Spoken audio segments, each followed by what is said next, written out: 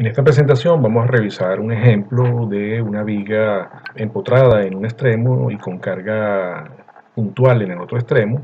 para tratar de determinar la expresión genérica de su deflexión. Les habla el profesor Óscar González del Departamento de Mecánica de la Universidad Simón Bolívar.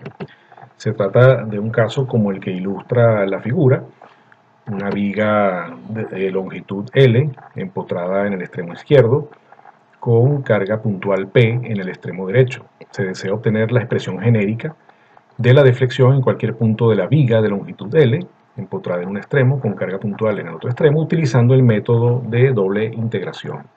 También se desea obtener la expresión genérica de la deflexión en el extremo libre de la viga, tomando en cuenta que los valores del módulo de elasticidad E y del momento seccional de inercia I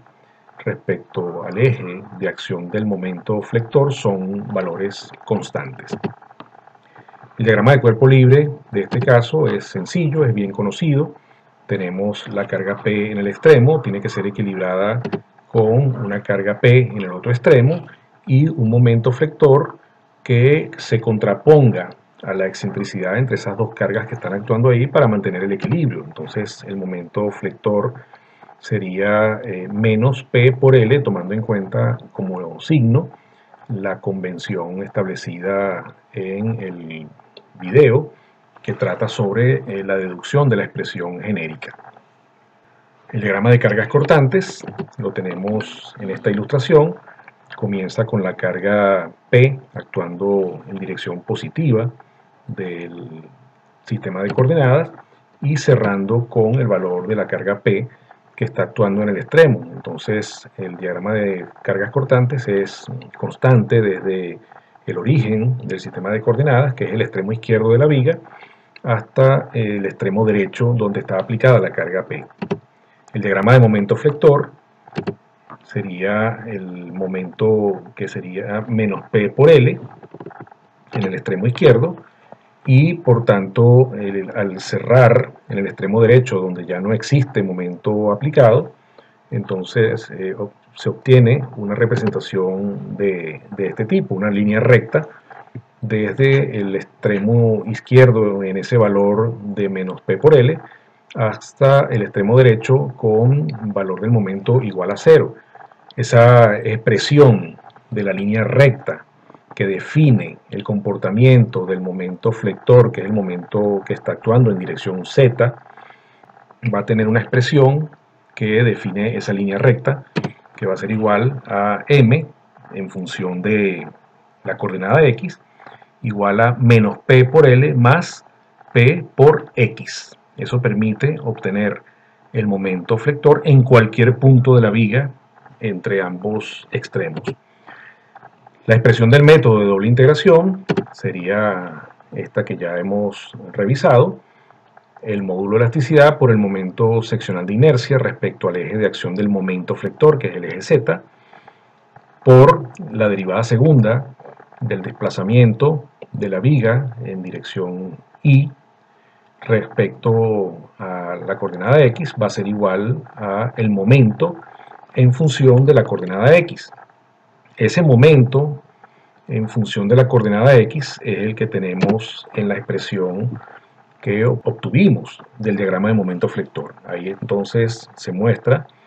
la equivalencia de esa expresión del método de doble integración para el caso específico que estamos revisando.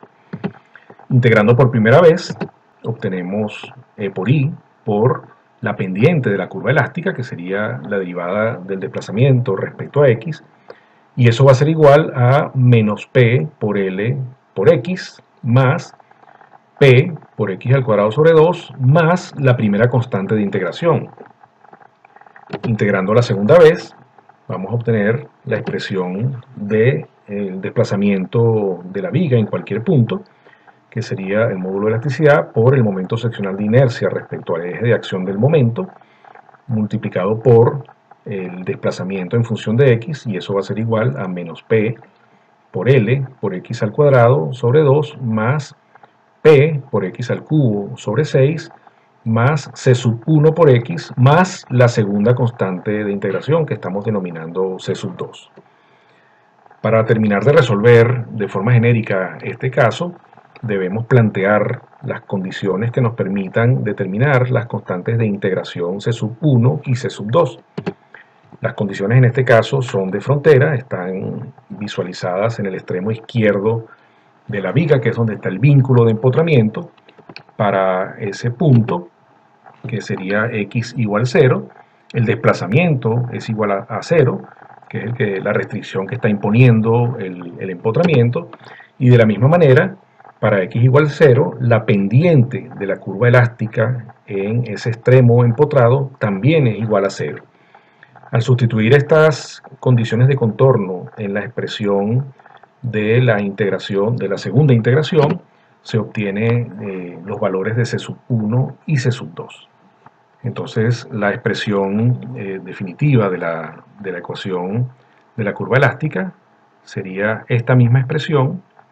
donde C sub 1 es igual a 0 y C sub 2 es igual a 0.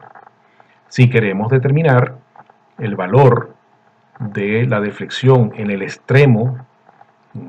de la viga donde está aplicada la carga P, hay que sustituir en esta expresión resultante